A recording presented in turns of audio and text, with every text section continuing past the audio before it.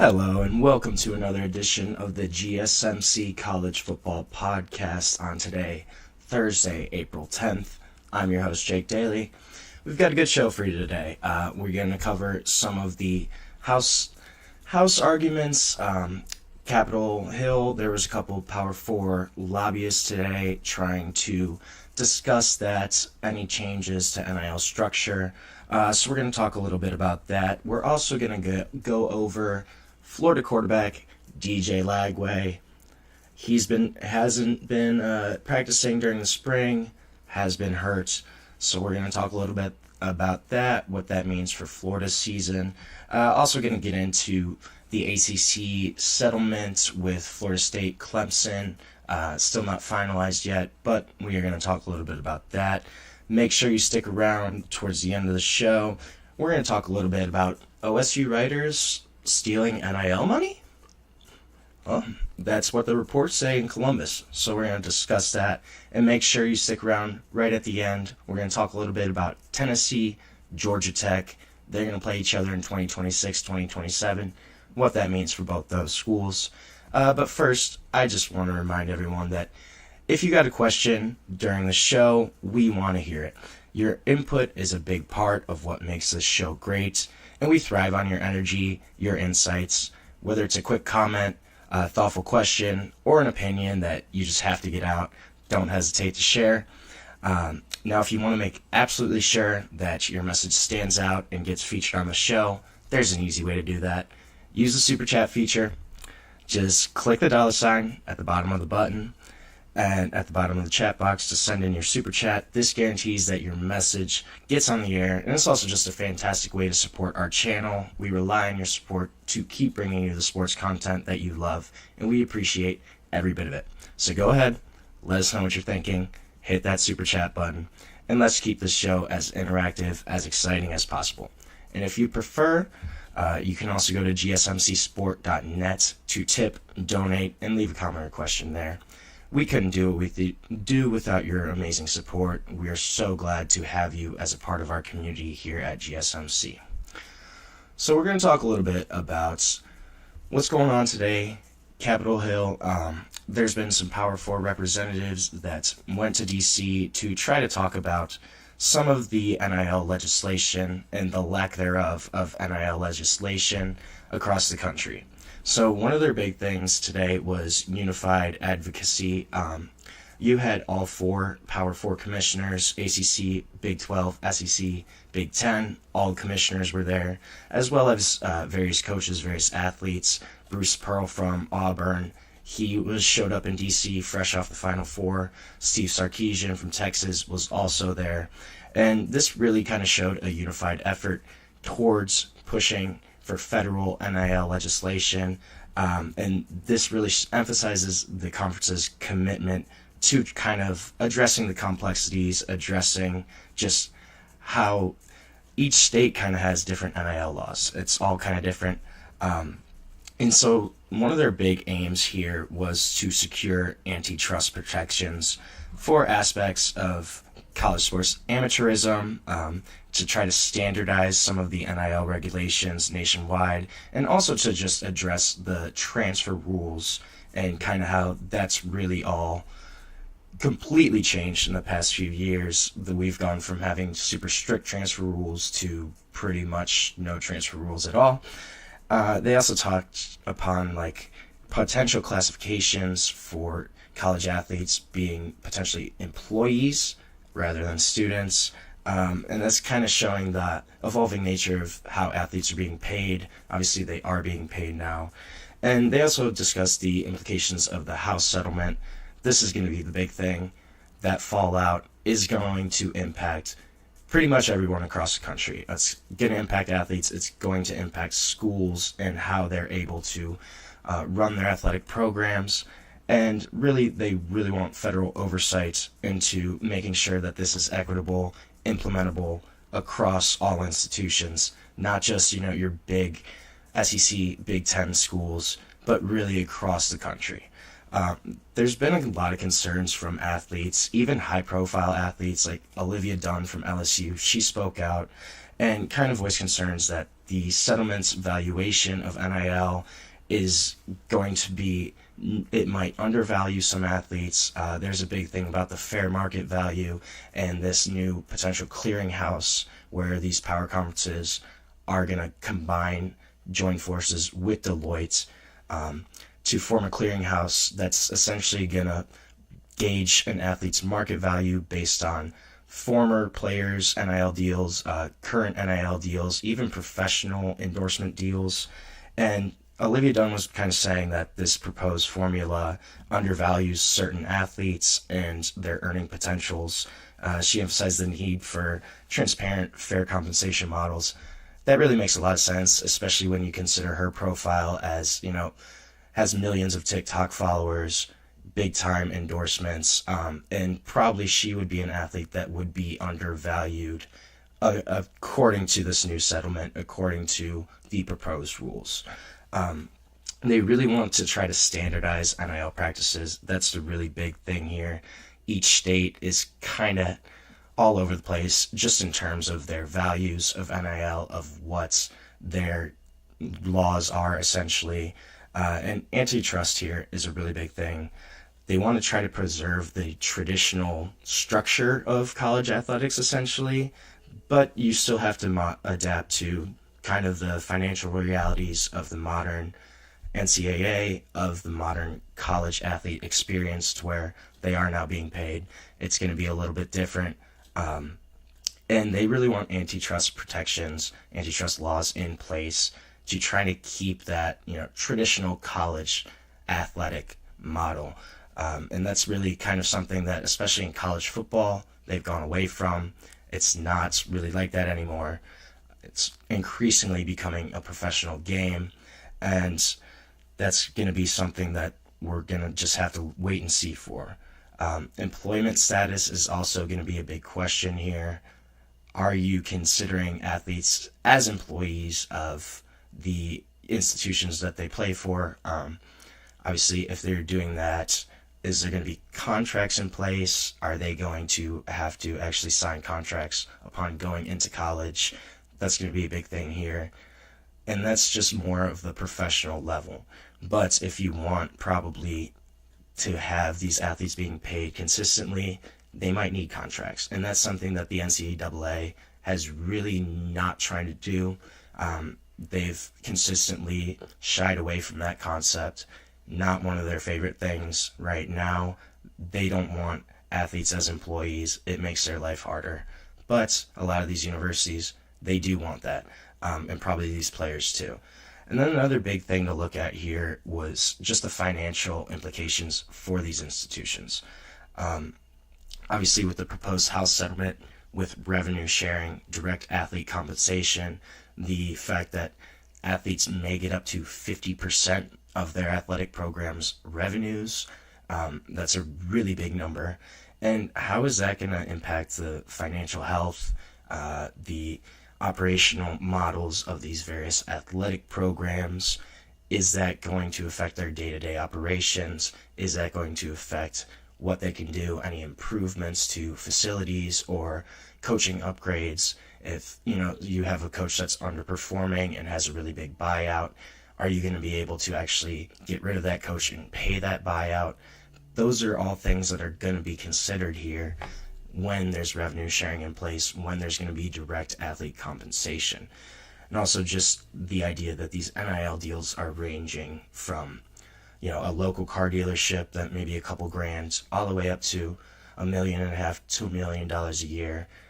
Some of these high-level quarterbacks, that's a big gap in just what's going on in college athletics, and they really want to try to legalize that, not legalize, but standardize that across the nation, because it's just so all over the place right now. It's really making it hard for athletic programs to consistently compete, and it's kind of making it even more of a disparity right now, especially in college football. You have programs that are just ponying up and paying $25 million a year to retain players, and they just are almost overpaying for guys in the transfer portal. Texas Tech had a big time portal class this year.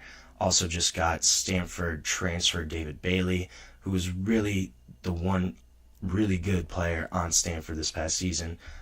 All-American pick, has been playing there for 2 or 3 years. He transferred after Troy Taylor was fired. And the reports say that he's probably going to get $1.5 million to $2 million for this season to play for Texas Tech. That's a really big number. And I think after this house settlement, there's basically going to be a salary cap, $20.5 million a year. And those kind of contracts for one player, that's just not going to happen anymore. So it is going to try to be standardized, but there's still a lot of questions here and just what they're trying to do. And it's really unsure of what's going to happen in the NCAA. The big thing here is probably going to be the house settlement, obviously that fallout, like I've said, and just trying to standardize things. I really think the interesting thing is going to be employment status. What's the NCAA going to do with that? They really have not tried to classify them as employees. It makes their life harder. It makes everything for the schools more difficult. But that's going to be the big thing here, is just NIL, standardize. And I think employment status is kind of being underlooked as a big factor here, because how are you going to be able to legally pay all these players and make it, so that it's even across the board, not just for one sport. And the other thing there is different universities, they're going to go with, hey, we might try to put $15 million of this into football. Other schools could be more into Olympic sports, place more into female sports, place more into basketball or baseball. That's going to be an interesting thing to see, is how this money is going to get divvied up and whether programs are going to go all in. And just the impact then, say a program does go all in on football, you take a program like Texas Tech, for instance, if they do decide, hey, we are going all in on football, what's going to happen to, they have a solid basketball team. But what happens to their Olympic sports? What happens to their female sports? Are they going to get cut? Are they going to, have less players on scholarship? What's going to happen there? Are they going to have, their facilities aren't going to be as good? I think that's going to be a really big thing, is just how these schools are going to divvy up that money, especially if they're going to get half of their revenues cut from revenue sharing. That's going to be really interesting to look at. And I think different schools are going to try to do different things. I think you could definitely see schools really go hard on football, say, hey, we are pushing hard for football right now. We want to give $15 million of this money to football, but then our other sports may lack. That is going to be a decision that every single athletic department has to make. It's going to be a tough one, and they may be limited in what they can do. They may have to pick a certain sport to just kind of go all in on. It's going to be something we're going to just have to wait and see. We're going to have to look at in the long term. So now we're going to take our first break of the show for today. And when we come back, we are going to discuss DJ Lagway, Florida, and what's going on there. Interesting scenario. So we'll be back shortly on the GSMC College Football Podcast. I feel like I'm losing my mind. Is everybody in the world blind? Please, Lord, give me a sign, a sign. I feel like I'm losing my mind. Is everybody in the world blind? Please, Lord, give me a sign, a sign. I wanna be the greatest. Everybody on the fake shit. I look around and feel like everybody is the fakest. I make this every day and I'm impatient, hoping one day I blow up from the basement. Statement, the top is so vacant. I don't hear shit that I think is amazing. Waiting for my day when I'm playing sold out shows for 1,000 faces. Hey, give me that crown, get in my way and to be put down. It ain't your place, all this my town. If I want that shit, then I'll get it right now. I'm losing it, the noose it fits. I'm losing shit, a stupid myth. You choose to live or choose to dip. You choose to fight or lose your grip and lose a gift. I feel like I'm losing my mind. Is everybody in the world blind? Please, Lord, give me a sign, a sign. I feel like I'm losing my mind. Is everybody in the world blind? Welcome back to the GSMC College Football Podcast. Today is Thursday, April 10th. And before we get started on DJ Lagway, I just want to remind everyone that we love hearing from you during the show. Whether you've got a burning question, a hot take on the game, or just something you've been dying to share, we're all ears. This show is about keeping the conversation lively and making sure that your voice is a part of the mix. And if you really want to make sure that your comment or question gets noticed, why not use Super Chat? Just hit the $sign below the bottom of the chat box, send in your message, and it's guaranteed to get featured on the show. Plus, it's a great way to support our channel.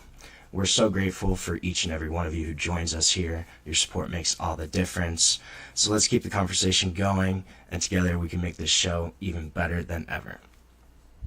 So now, we're going to discuss a little bit about Florida. We're going south, and what's going on with DJ Lagway. So, DJ Lagway, obviously, 5-star recruit. This was a big get for Florida. They really have struggled at the quarterback position kind of in the past decade or so. Obviously had some good individual seasons. Anthony Richardson had a solid season there. But after that, Graham Mertz was their starter for a minute. Just hasn't really had great play at the quarterback position in a while. So DJ Lagway, 5-star recruit, true freshman last year, played in a lot of games for Florida. And he became their starter in the season. So he was playing really well. He had a solid year, but he hurt his hamstring late in the second quarter against Georgia. They were leading that game 13-6 at the time. And after that, they kind of got blown out. All the momentum was taken away. And so he hurt his hamstring. He's still dealing with that nagging hamstring, but he's also dealing with a shoulder injury apparently. And we don't really know what exactly the shoulder injury is. It's been pretty hush-hush from the team.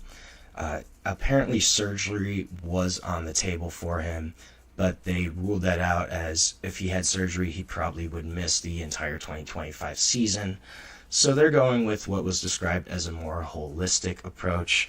Going to really try and go for physical therapy, just rehab, strength and conditioning, kind of building that shoulder back up. But this is something that's been very quiet out of LSU or Florida. You haven't really heard it for a long time. And apparently medical staff, they're optimistic about his recovery. He's aiming for a return at some point in the season. They think he's probably going to be able to play at the start of the year. But this is concerning. The fact that he hasn't thrown an entire pass all spring practice, we don't really know what's going on with him, and he's only been able to hand the ball off the entire time during spring. They're almost over with spring practice, and he hasn't done anything yet. So Florida doesn't really have anybody else besides DJ Lagway right now at this position. His two backups are Aiden Warner, who's a walk-on, who actually played in some of their games last season after Lagway was hurt, as well as one-time blue chip Harrison Bailey. But Harrison Bailey has played for this is his fourth different university, fourth different program that he's playing for. So there's really not a lot of experience. Harrison Bailey also has only started one game ever. It was a bowl game. It was a bowl game for Louisville, I believe. But that's the only time he's ever started a game. So even DJ Lagway doesn't have a lot of experience. So if DJ Lagway's out, Florida is really in a tough spot. And I think the big thing here to see is whether Florida goes out and gets a quarterback in the spring portal. Because I think if they go do that, then that's an indication that DJ Lagway is really in serious issues, and their season's going to be tough to look at. They don't know what exactly is going on with him. Florida also, they had a solid year last year. They were 5-5 up to a certain point, won their last 3 games of the season, beat Ole Miss at home. That was a big upset. And they ended up 8-5 on the year. So they had a successful year. They're kind of a dark horse candidate for the SEC this season if, Lagway improved. And all of their 5 losses last season were against top 25 teams at a certain point in the season. So it wasn't like, they were losing to Louisiana Monroe. They lost to all top 25 opponents. This was a good Florida team. They just had a really tough schedule. So, and that a lot of the reason for their success was DJ Lagway. Obviously, he struggled as a freshman early on, but he grew in confidence, grew in his accuracy, and he was just able to be a really solid quarterback by the end of the year for them. This is a kid that was probably a Heisman dark horse pick for certain people. He still might play, he still might be okay, but the fact that we don't know, the fact that his status is kind of up in the air when he's such an important part of this Florida team is really concerning. So let's look at if he is out and kind of what happened at the end of last season when he was hurt. Florida really had to adjust their running game, or their offensive strategy, relying more on their running game. Their backups obviously aren't the highest quality caliber backups. They, Aiden Warner walk-on, Harrison Bailey hasn't really done anything. But so the team is going to return. Running backs Jaden Bow had a really good, strong, true freshman season, as well as former JUCO back Jacoby Jackson. These are two guys that are probably going to carry the load at running back, be a really strong focal point of this offense, especially if DJ Lagway is out. And we're going to see how this run game goes. It wasn't really a strong run game last season. They have the opportunity to be better this year, obviously returning two strong rushers for them. But we're going to see what happens with DJ Lagway. This is going to be a big storyline for Florida, for the SEC, because depending on what happens with him, that's how Florida season is going to go. If Lagway's hurt, Florida's going to have a really tough time competing in the SEC. You might start hearing Billy Napier on the hot seat again. He's obviously had a lot of pressure in Gainesville during this time. But if DJ Lagway's healthy, Florida's right back in there as a dark horse SEC contender. They're a really talented squad, and Lagway is a really strong quarterback for them. He's a guy that they go as Lagway goes. I do think it's a little concerning that we really haven't heard anything coming out of Florida, coming out of Gainesville. Billy Napier kind of just emphasized the importance of player health, of the need for depth on the roster, but he didn't really touch on what's going on with DJ Lagway. He didn't really talk about it that much, and to me that's a little concerning. I also think the fact that they're trying to do this holistic approach to his rehab, that's optimistic, but it also, the fact that surgery was even on the table that's definitely a little concerning for them. I think the fact that he has two different injuries as well, not only the shoulder, but the fact that he's still dealing with that nagging hamstring injury, that's, I think, almost more concerning, considering that hamstring was hurt, in November. But he's still kind of dealing with it. He's still dealing with the outcomes, the effects of that hamstring injury. That's a little concerning. Florida will go as DJ Lagway goes. That's just how their season's going to go, and that's how that program is built. They're built around him. They were built around him coming in. That was their big-time recruit 2 years ago. Florida will go as DJ Lagway goes. I know I've said it a couple times, but that's really what I believe.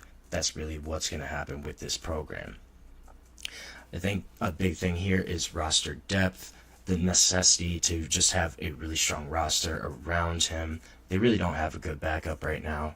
And also just the idea of injury prevention, of strategies being implemented to reduce just kind of injuries occurring during the game, as well as this is a mental health thing too. Apparently DJ Lagway has had some issues just recovering from his injury and kind of overcoming the mental hoops that such an injury has, and that's a big thing that a lot of athletes deal with. It's a confidence issue. It's, you're coming back from, you weren't 100%, and do you still have it? Can you still do what you used to do? Can you still affect the game at the same level? That's a big thing here with DJ Lagway. And this is a storyline we're going to follow throughout the spring. into the fall, because Florida could be an SEC contender. It just depends on what's going to happen here at the quarterback position. Right now, we're going to take our second break of the show. When we come back, we're going to talk a little bit about ACC football, their two big powerhouses in Florida State, Clemson, and what's going on there with them. So we'll be back shortly on the GSMC College Football Podcast. Looking for your daily fix of sports talk without having to pay for it? GSMC Sports Network is available on YouTube. Just search GSMC Sports Network. Get your fix of daily sports talk shows on YouTube, absolutely free. NFL, college football, NBA, MLB, MMA, UFC, fantasy football, and so much more. GSMC Sports Network has shows running all day long, with new sports shows starting every 2 hours. Just like on your favorite cable sports channel, except GSMC Sports Network is absolutely free. Just search GSMC Sports Network on YouTube to catch one of your new favorite shows, like the GSMC College Football Podcast, Chip Shot Football Podcast, Hoops and Heels Women's Sports Podcast, GSMC Basketball Podcast, and so many more. Check it out for yourself. GSMC Sports Network, now available on YouTube absolutely free. Search GSMC Sports Network on YouTube right now.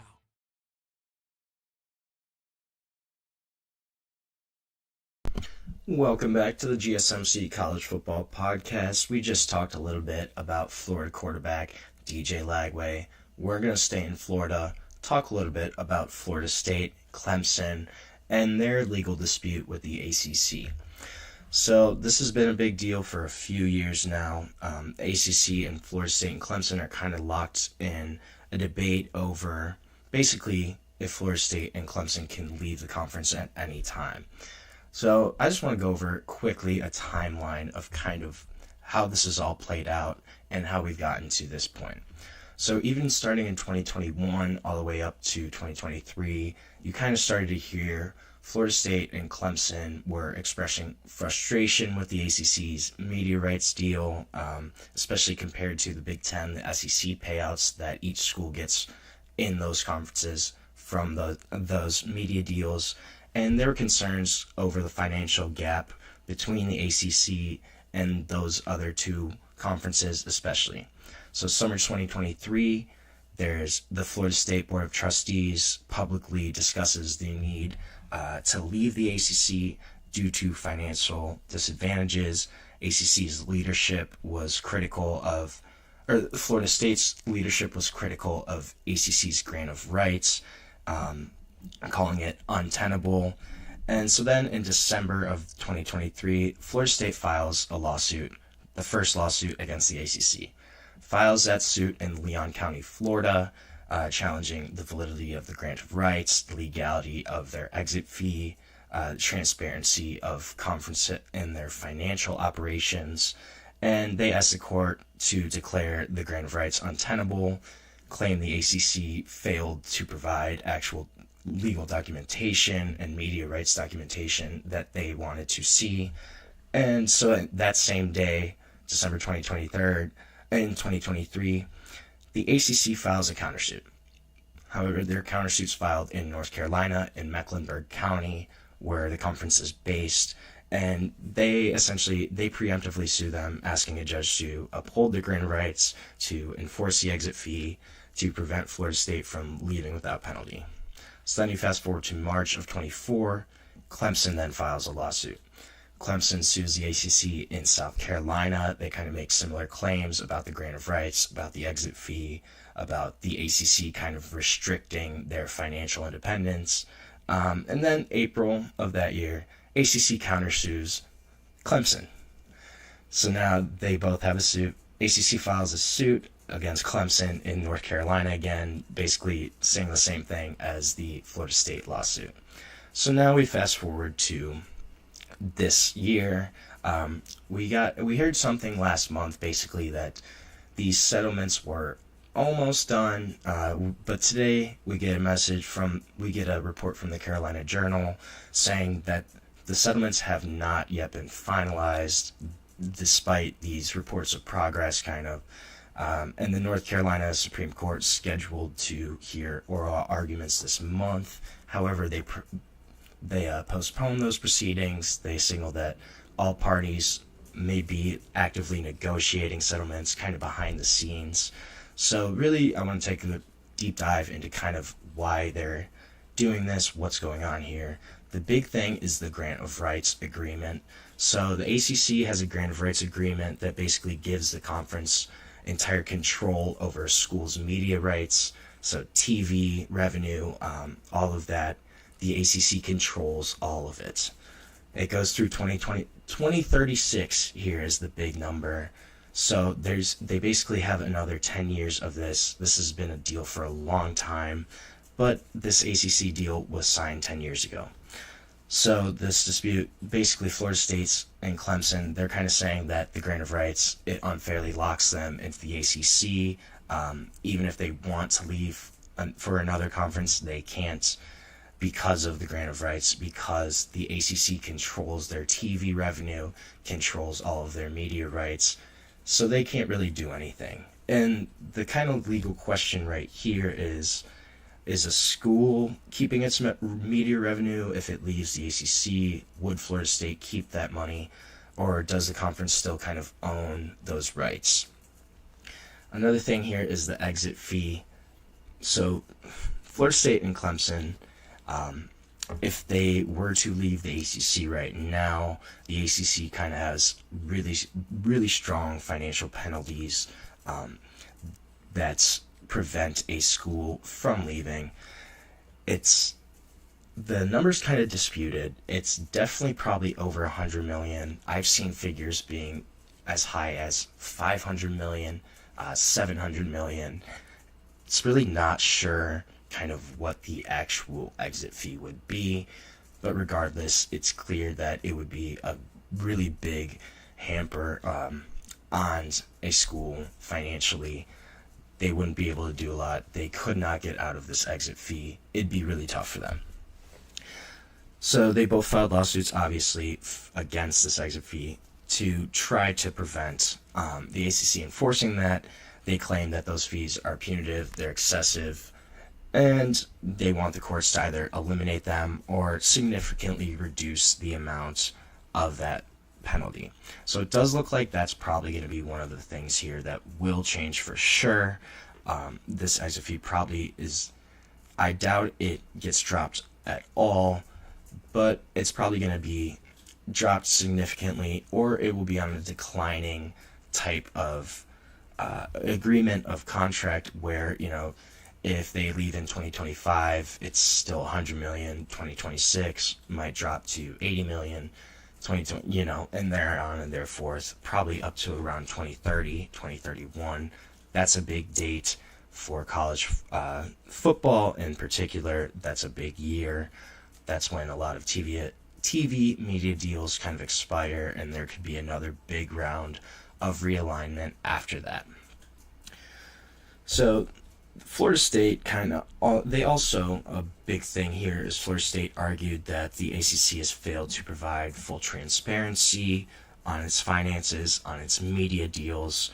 They've claimed that the conference has poorly managed revenue operations, and it could be damaging to their athletic department long term. I think that's something that does make a lot of sense, and Florida State probably is right about that. They need the ACC to provide full transparency for these deals if they want to succeed as an athletic department, to kind of regain control over what's happening in their programs, in their athletic department. This is something that the ACC probably should be sharing with the Florida State, but I could also see ACC kind of trying to keep that under wraps as a way to keep control over these two programs. The other thing is kind of interesting is the jurisdictional conflict right now. So obviously the ACC filed their suits in North Carolina. Florida State filed theirs in Florida. Clemson filed theirs in South Carolina. So you have 4 different lawsuits in 3 states. And how that's all going to work out is going to be really interesting. I'm not sure who actually has the legal jurisdiction, if it's technically in North Carolina because that's where the conference is, It's where the schools are. That's an interesting one. I don't really know how that is going to work. North Carolina Supreme Court is now involved, so it's up to the highest court in North Carolina for those two lawsuits. But it's kind of interesting as to how it's all going to play out because there's no one jurisdiction. It's across multiple states. It's not just one lawsuit. I think that's kind of fun from a legal perspective, is who actually does have the jurisdiction here, because you have 3 different states all involved in this legal process. I think the big picture here right now is that these cases are basically their proxy for realignment, and whether the schools can leave the ACC without basically being ruined financially. Florida State, Clemson, they've obviously flirted with both the Big Ten and the SEC. They're probably better fits for the SEC overall, but both of those schools, have flirted with that. That's going to be a thing to look at here, is actually, will they change conferences? Is this the beginning of the end for the ACC? I think it might be. I think that certainly Florida State and Clemson have been trying to get out. They see those TV deals in the SEC, in the Big Ten, and go, hey, that looks really good to us. We're not getting enough money here in the ACC. We want more exposure. We want to build our programs back up. We want to join one of the big dogs right now, and that's the SEC, that's the Big Ten.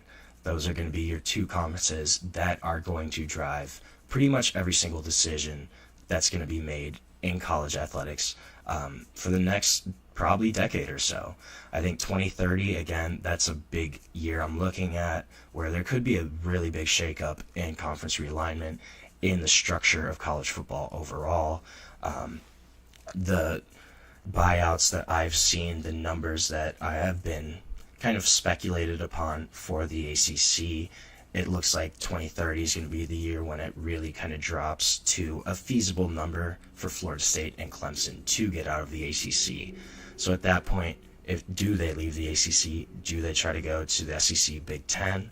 Or is there even a complete restructuring of college football and almost a super league of sorts? That's something that's still very possible right now, and that's something that's going to be looked at more and more as we inch closer to that 2030 deadline. So now we're going to take our 3rd break of the show. When we come back, we're going to go up north. We're going to talk a little bit about Ohio State, but stick around. Make sure you stay with us on the GSMC College Football Podcast.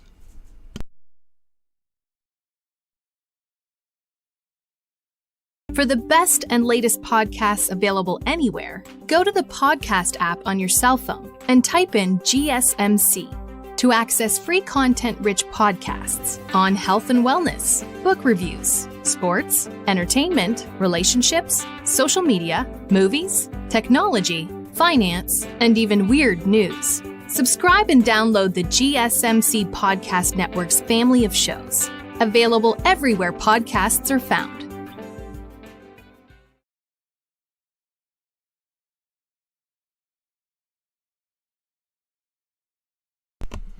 Welcome back to the GSMC College Football Podcast. We just talked a little bit about Florida State, Clemson, the ACC. We're going to talk a little Big Ten football right now. So this came out of Columbus a few days ago, where apparently Ohio State beat reporters that have been around the program for a while, veteran beat reporters, allegedly took NIL money from players.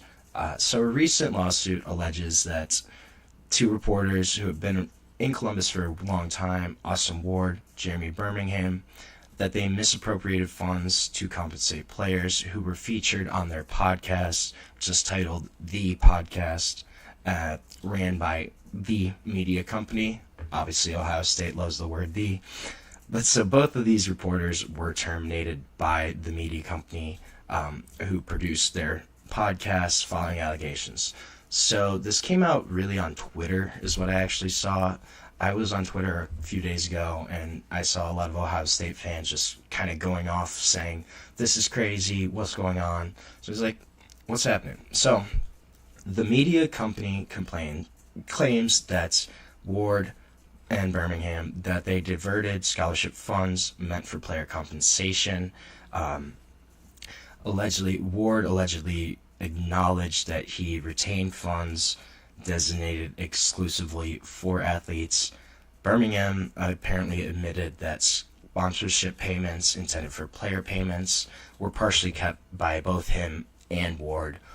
The lawsuit also alleges breach of contract, civil theft, unjust enrichment, defamation, and unauthorized access to company emails. So publicly, they've kind of responded. They've both responded. They both have refuted this profusely. So Ward came out on Twitter and he said he refuted these theft allegations. He stated that all sponsorship money was paid to the media company and then fully allocated as agreed. Birmingham, he labeled the allegations as, quote, patently false and libelous. So they're both really kind of denying that this ever even happened. But the main player whose name has actually kind of been surrounded and speculated as the guy that they kind of ripped off is Caleb Downs. Obviously, Caleb Downs, star safety, transfer from Alabama.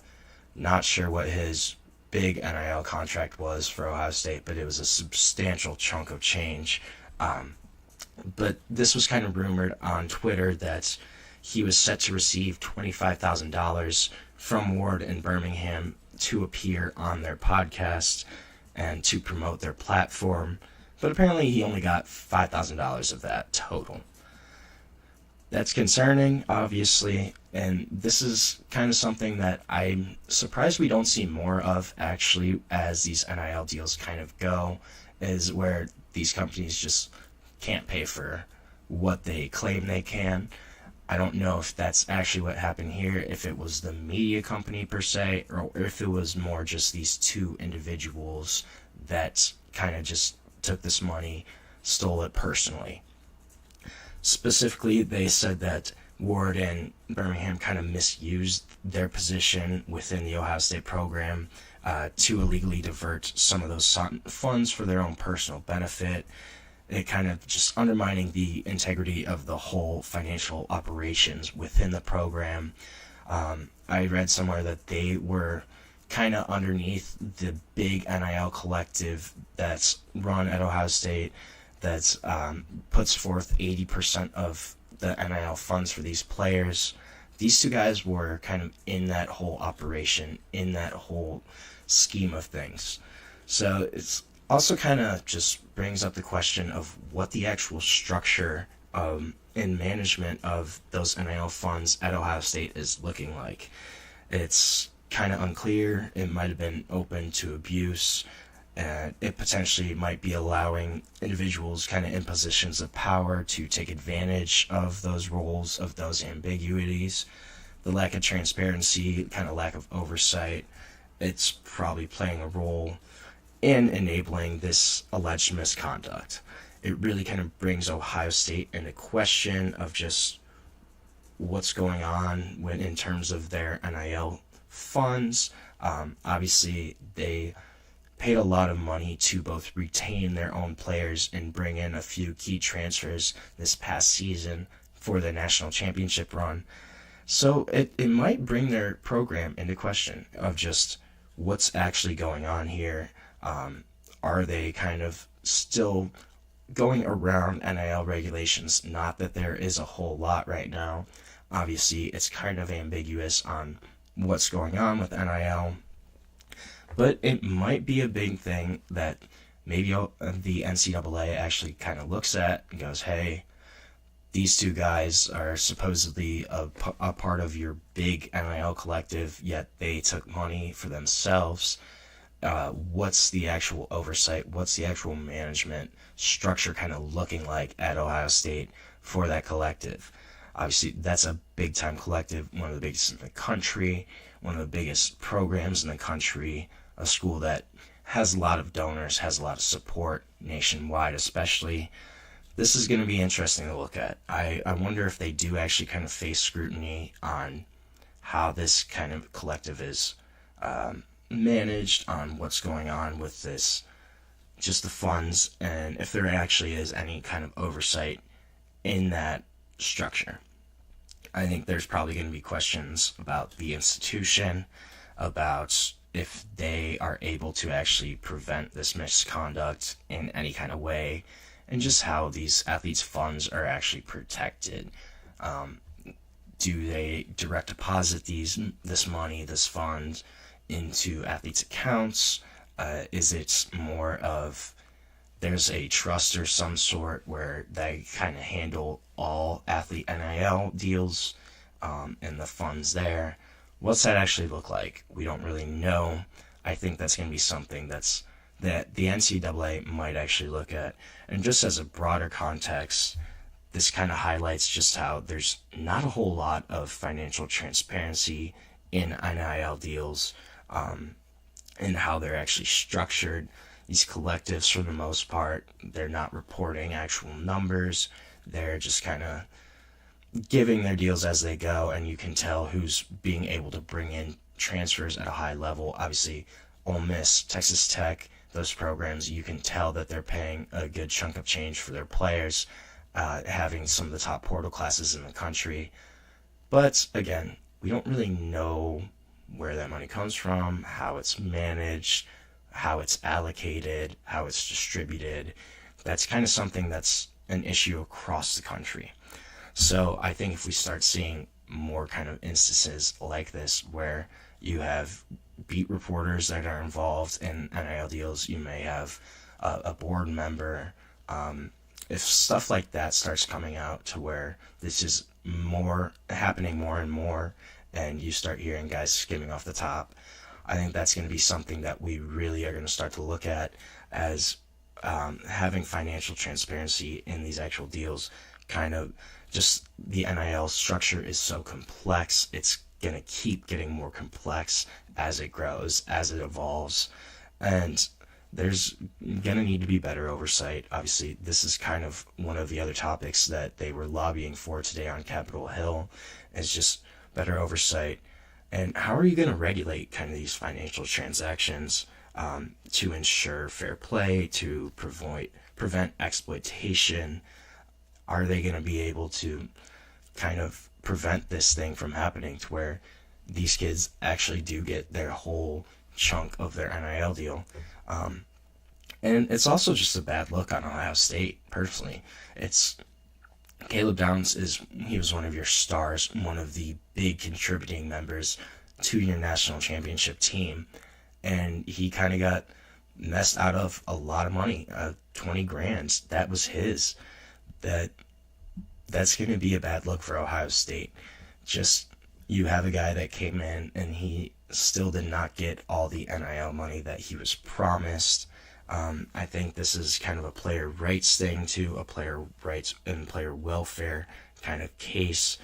I think it'll bring discussions up about that, and just how are you actually making sure that these players are getting what's handled, or getting what's fair to them. How is player welfare being handled? And obviously these guys are treated as commodities. They're not treated really as students. They're not treated as athletes. They are looked at in terms of dollar signs, in terms of commodities, in terms of how, it's almost a transaction of sorts. And so where do you bring back the human in that? Where do you tell these guys, hey, we get you and we understand? I think that's going to be a topic here that we are going to keep looking at, keep talking about, is just how do we protect these players and make sure that they get what's actually owed to them. So we're going to take our last break of the show. When we come back, we are going to talk a little bit about Tennessee, Georgia Tech, what's going on there. Big announcement for those two programs. But first, we're going to take a short break, and we'll be back on the GSMC College Football Podcast.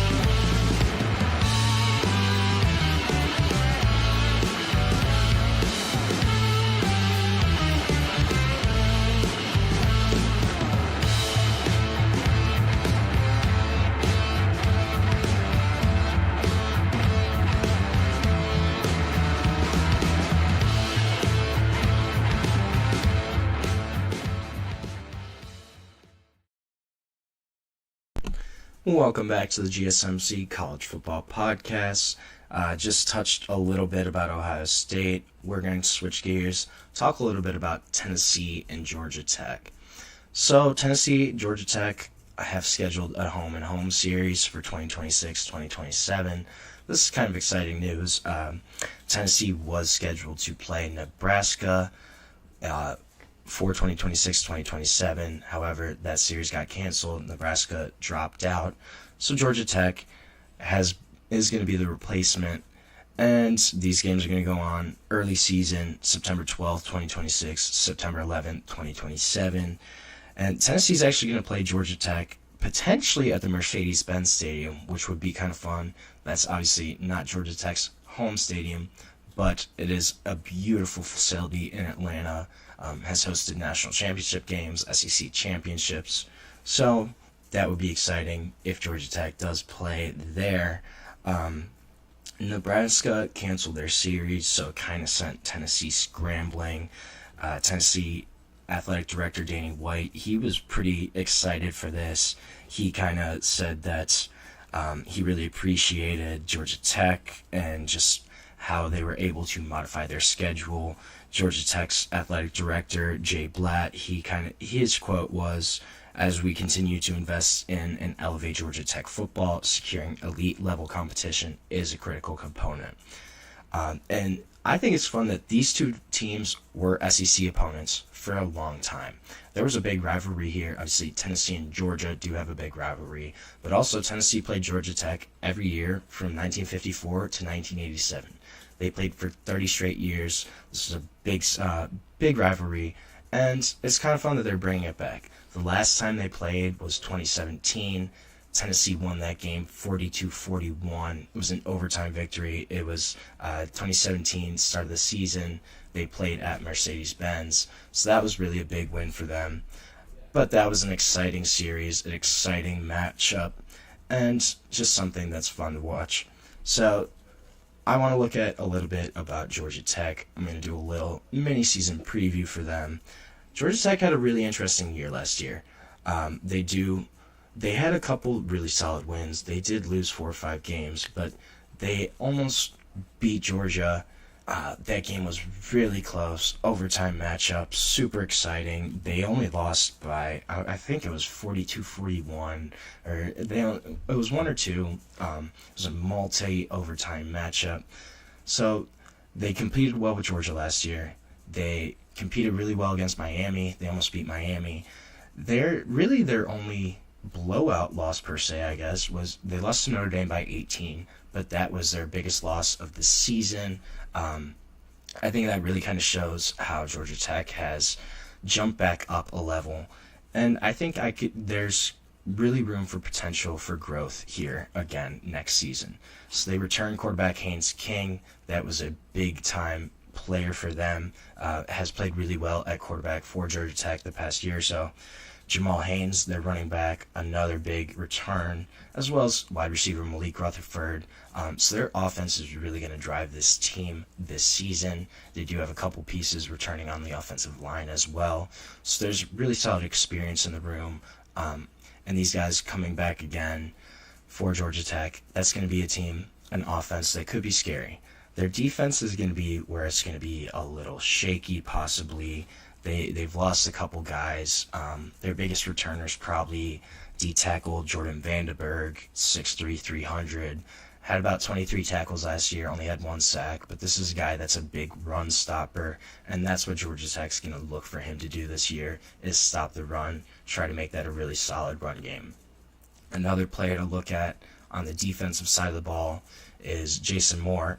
Jason Moore is actually their highest ranked returning player. He graded out the highest during last season. He didn't really play a lot, though. They had some depth on the edge, and he wasn't one of their main guys, but he was their highest graded player that's returning on defense. So that's going to be somebody to look at as stepping into a bigger role for them on the edge and potentially making a big impact there on defense. That's going to be their big question, is how this defense will perform. They do have some tough games this season. So they have to play Colorado week 1. That game is, I believe, it's on the road. So they have to go to Boulder week 1. That's going to be a tough matchup for them to win. Colorado's another team with some question marks this season. So that's going to be an interesting week 1, is Georgia Tech at Colorado. What happens there? They have, I forget who's week 2. It should be a winnable game for them. But Clemson week 3, that's going to be a big one. I think by the end of the first month of the season, we're really going to know if this Georgia Tech team is legit or not. So they have Colorado on the road week 1, but then you have Clemson. That's at home week 3. So Clemson, if they compete well there, if they possibly eke out a win, I think that kind of shows that this Georgia Tech team might have a little more potential than people think. They also have to play Duke October 18th. I think Duke is kind of a sneaky ACC team.